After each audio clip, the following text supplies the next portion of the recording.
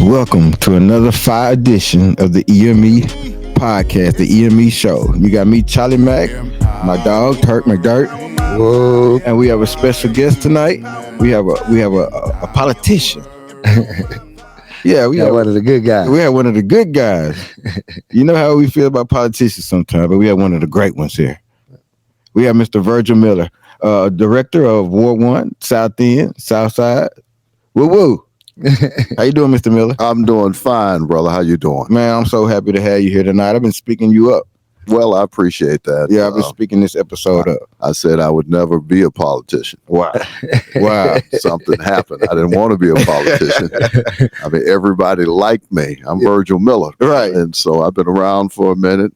I didn't have any enemies.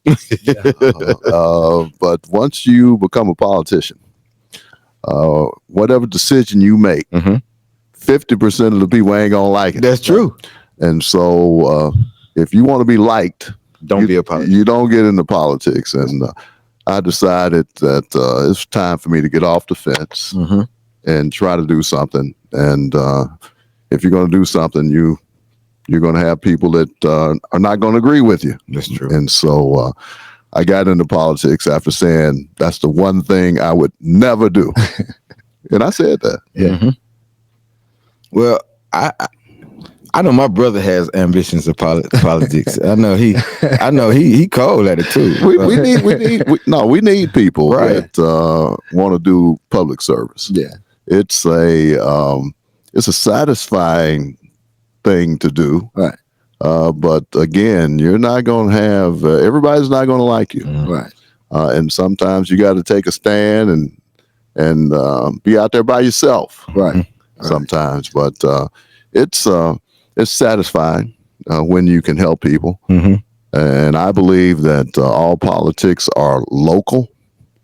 And so I understand national politics, state politics, but as a Ward 1 director for the city of Little Rock, people want their trash picked up. Exactly. People want their potholes fixed. Yeah.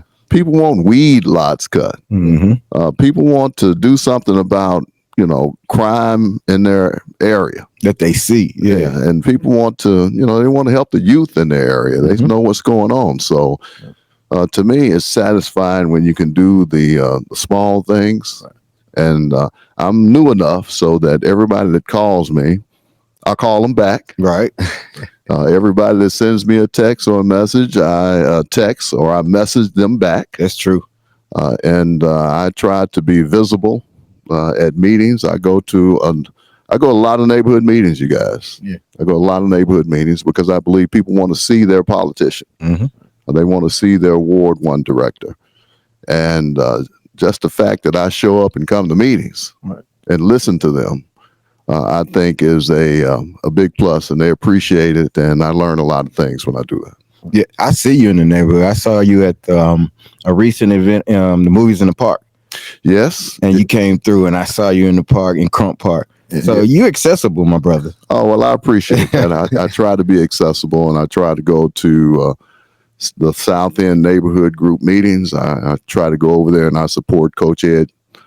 And the Sunset Tigers. Yeah, legendary. And Sunset Park, which is really South End Park, but they call it Sunset Tigers Park. So that's what it is to me. It's Sunset Tigers Park. It is their park. And so one of the things I'm most proud of since I've been on the board, and you guys probably know the history about my getting into public service, but the late Irma Hendricks, who was the Ward 1 director, legendary. 15 years. She's been great. Yeah. She was 90 plus years old, and she transitioned in the fall of 2021. And at that time, the remaining 9 members of the board were going to have to select her replacement. And 21 people applied for that job. And I applied, and the board elected me. Wow. And I have been, serving, and I told them if they selected me in 2021, that I would run for that office in November of 2022 for a full 4-year term. I won that election, and so this is my first year. I got 3 more years to go. There you go. Yeah. So how you like it over there in Ward 1? We treating you right? I like Ward 1. And my other career, I'm a banker. Yep, a banker. And in 1977, I got into banking as a management trainee. I was the first black management trainee at Pulaski Federal Savings and Loan, which went on to change their name to become Savers Federal Savings and Loan. And so that was from 1977 to 89. And then the savings and loan industry had its issues, and I took an opportunity at Worthen Bank and went over there in October of 89. And then Worthen Bank got bought by Boatman's Bank. Boatman's got bought by Nations Bank.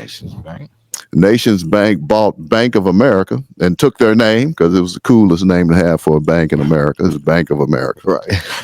And then I left there, I think it was about 2000, 99, 2000, and went to work for Metropolitan Bank, or worked there until they got bought by Simmons. Mm-hmm.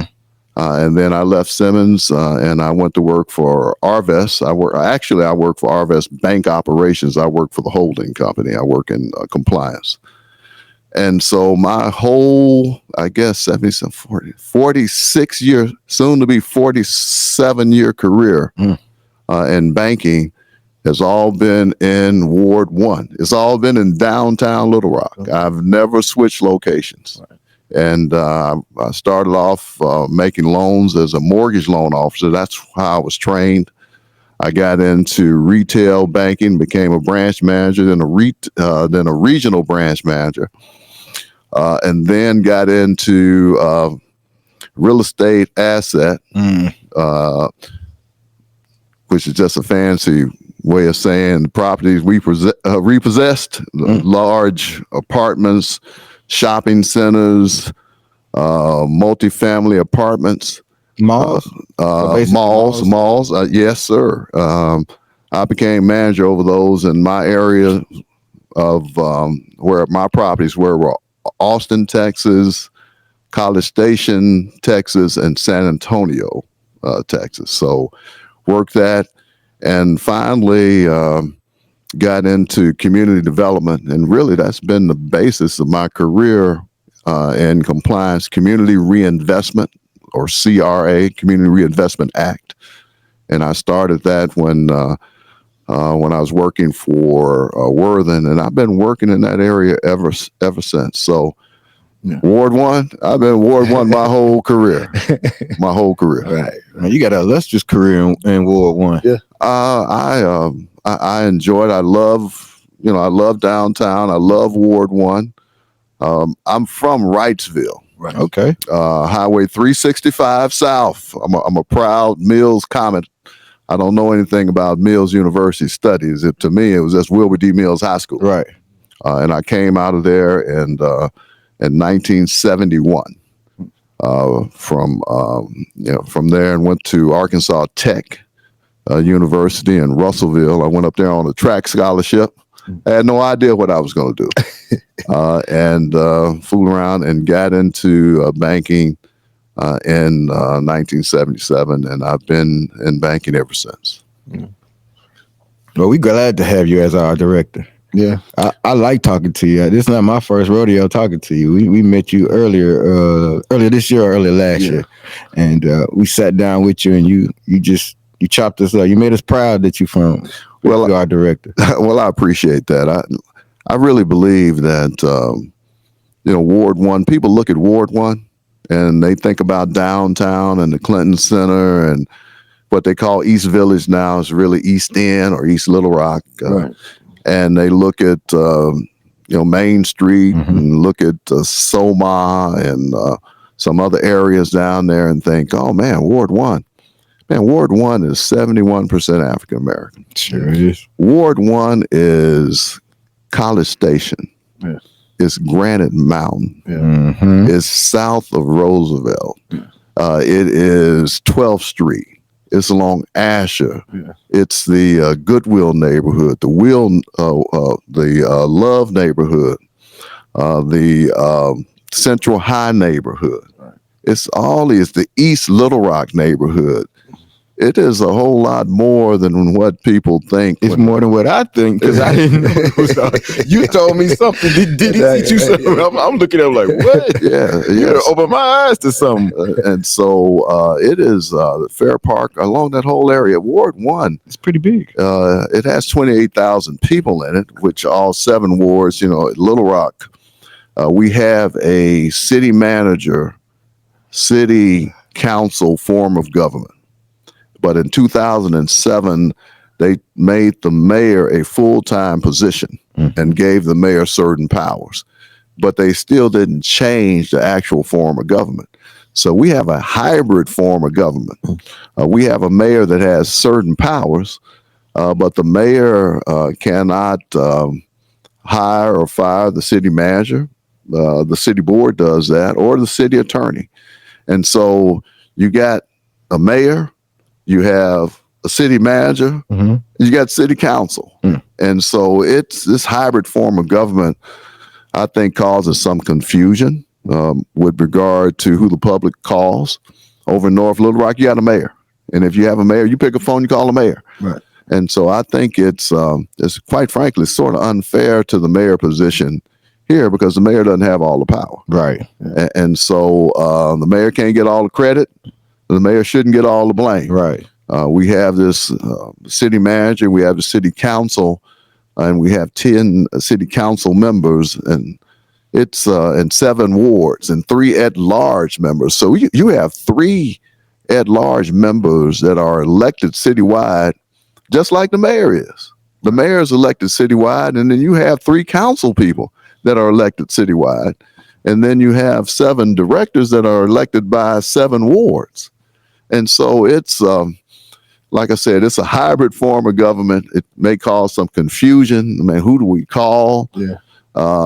I encourage residents in Ward 1 to get organized. Get organized. What you mean about get organized? You have a lot of neighborhood associations. Right. Okay. And I go to some neighborhood associations, and it may be 12, 15 people in there. Pretty strong. I go to some neighborhood associations, they may have 2 or 3 members in there. If you want to get stuff done, you organize. And so like over in the South End, they organized over at Thrasher Boys Club. Right. We finally put some money together. They got some money, and we got that pool reopened back. Right. We remember the pool. We used to swim in there as kids. Luther. Oh, yeah. Luther, yeah. Luther Armstrong. Yeah, Luther. Yeah. And my daughters Yeah. learned to swim at that pool. We all did. Yeah, We all did. Yeah, we lived in Western Hills. Okay. And they caught a bus Mm-hmm. over there To get the thrash. Thrasher, and that's where they learned how to swim. Sims Barbecue was across the street. Right across the street. With that good salt. Man, that good food. Okay.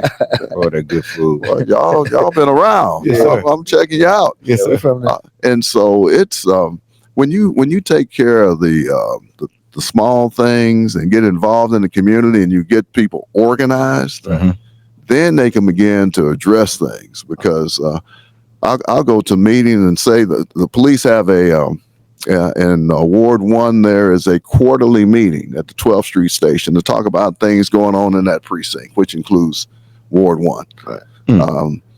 I see a whole lot of people there, but a whole lot of people that don't look like us, don't look like me and you. Right. Right. And the people that are there, they're expressing their concerns, and they get people to react to that.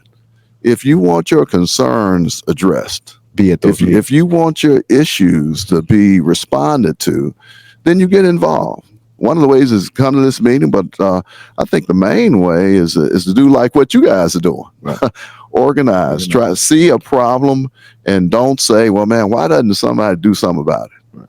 That somebody is you. Yes. Right. It's you guys. And so, what I like about you is that you're getting involved, and you're trying to get the word out. And if you can get the word out, and you can organize, and you can then bring your concerns to people that have purse strings, people that have influence, Right. people that are well respected and have leverage, then you can get some things done. And that's what I want to be. I want to be that person that can get some things done at the local, at the smallest level. Grassroots. That's important though. At the smallest level. Start from the bottom. I'm not saying some of this stuff is not great to have, and we need to have it. It's going to be $100 million addition over at the Clinton Presidential Library. Mm-hmm. It was $100 million addition that went on at the Arkansas Museum of Fine Art. Yeah, I saw that. It's going to be another $100 million addition to Dassault Falcon Jet over there. And so we have so many things going on, big things, opportunities that are happening certainly in this ward, because Ward 1, think about it. Ward 1 is everybody's living room. Right.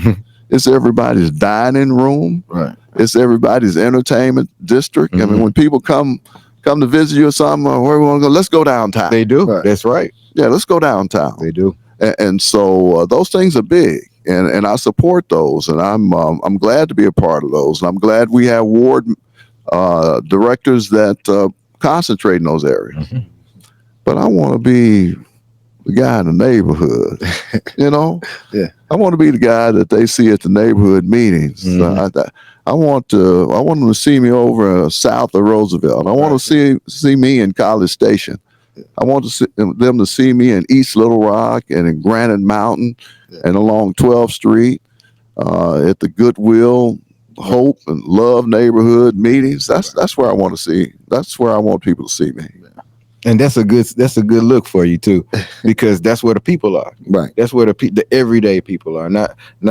I understand that Little Rock has an affluent population. I understand that, but it's the little guys that go out and vote that need these programs, that need these influences, and it's the young people that look like me, you, and Turtle that need funding. They need programs that specifically are pointed and engineered for them.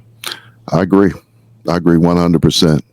I'm a big supporter of what they call PIT programs: prevention, yes, intervention, yep, and treatment. Yes. Right. I don't think we can put enough money in those programs. Right. I think those programs are a companion piece to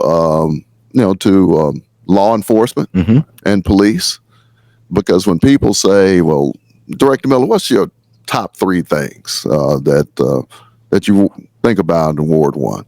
Well, I can tell you the top thing is going to be public safety, because if you don't have public safety, then we can't do the stuff for our youth. We can't do the rest of the things. So we got to get that under control. Right. Now, when I say public safety, people go, "Oh, you're just talking about hiring more police and building more jails." That absolutely not. Yeah. I'm talking about public safety as a companion piece for that, because we need youth programs. We need programs for our youth to do. We need to fund those kind of programs. Right. And people that need the help, we need to treat them. We need to help them. And then, as much as we can do, we need to intervene where problems are now. So it's a multi stage approach. It is. When you talk about public safety. It is. And it is just not law enforcement. And we need law enforcement, because I guarantee you, and I tell you guys that, if you're at home and you hear something coming in your door at 3 a.m. or somebody breaking in your house, Right. you're probably going to, you probably got other ways to take care of it, but you're probably going to call 911 too. And so you want people to respond to that. And so that's what we're looking at. To me, it's a balance. And you can't have the public safety that everybody wants unless you have prevention, intervention, and treatment programs. I'm with you on that, because those are all the things that EME represent. Prevention, we are in the community talking to the young people, preventing their actions, because we've done those things. So we've experienced those things. So we know what they're thinking and going through. So the prevention is already there. The intervention is us stepping in when there's a problem and squashing the problem, making sure that it doesn't go any further from neighborhood to neighborhood. We have like a rapport with other neighborhoods, with other homies, with other people that are related to the streets, so we can stop it. Especially Turtle, the big homie. Everybody respect Turtle. I'm the big homie, but Turtle got influence.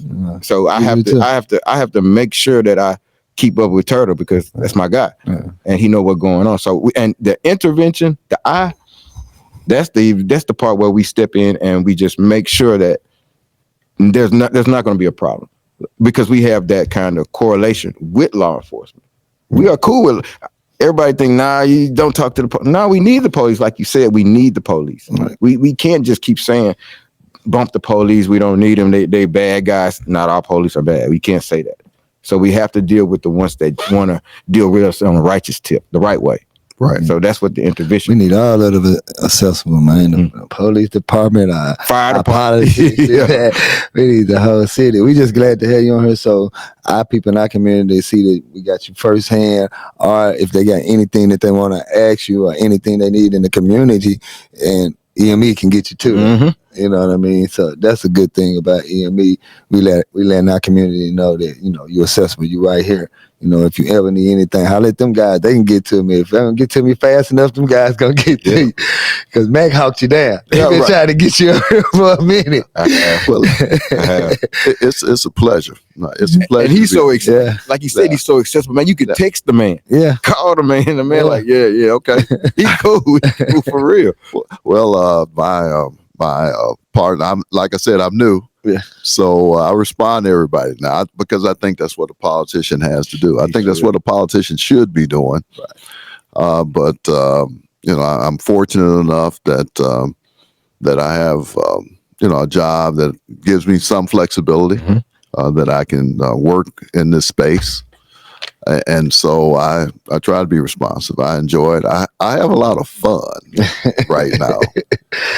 That's what we want. It brings a smile to my face when I can help someone, get an issue taken care of, and they come back and say that you helped me get this done, and so that's very satisfying. But also, I get some phone calls from some people that said other things. Right. And like I said, you're not going to be liked all the time. And so I deal with that. But that's part of being in public service. And you're going to have some issues that some people are going to feel strongly about. True. And they'll say, well, Director Miller, we know what's going on at that house. We know it. We see it. How come the police don't go over there and stop it? I mean, we see it. Everybody knows what's going on. Or you see a weed lot. Everybody passes by this lot. Broken down cars over here all the time. Everybody's code enforcement. See, how come they don't do anything? If it was, I'll tell you this, Director Miller. If it was out in West Little Rock, we wouldn't be putting up with that. Mr. Miller, I didn't say that before. I ain't gonna lie to you. I agree, but let me. I'm gonna say this too, and I hope you guys don't run me out of here. But ain't nobody in West Little Rock parking in the grass. It's true. Ain't nobody over in West Little Rock not cutting their grass. Yeah, they got garage. Yeah, they got garage. Ain't nobody out there changing. They doing the business, right? I mean, so. Come on, let's get some balance. Now, we do want to enforce our ordinances. And so if there's some things that's going on, we need to address it. And if there's some issues dealing with public safety, we're going to deal with that. That's true. I mean, I don't want to be heavy-handed with anything. Right. But I hear the whole thing. I hear it just like you guys. Yeah, we got food desert. How come the city don't do anything about it? We got potholes. I just said about the food desert. I said that. We got all that. How come the city don't do anything? We got about $1 billion worth of streets, curves, and gutters that need to be fixed up. $1 billion worth. That's true. And I think we passed we had a continuing millage to address some of that, and it was about 176 million. And so you got $1 billion, and then you get this much, and then it more creates, and it's tough to try to keep up with that. Yeah. And it's tough when people say, "Look, I've been wanting my street fixed for 20 years. Yep. And so I mean, there's balance, you guys. It's intersections where most people that has more traffic than maybe your street, and there's a limited amount of money, and so that's the toughest thing that I have to deal with. And then, well, when you talk about taxes, no one really wants more taxes, but people want more service. So. Yeah, we want more service. we tired of them potholes, Mr. Miller. We tired of our tires getting all messed up and stuff. Blue, blue, blue, blue, blue, blue, blue. We tired of that. I'm with you, and so that's what we're trying to do, and I want to be responsive to that. And so, please, I mean, what I want to tell you guys again, I really admire you, quite frankly, for what you're doing, because you're getting involved, and I think that's a big deal. When a lot of people don't want to get involved, you're getting involved. So number one, I appreciate you guys. I appreciate this opportunity. Thank you. I appreciate you inviting me to come on this show.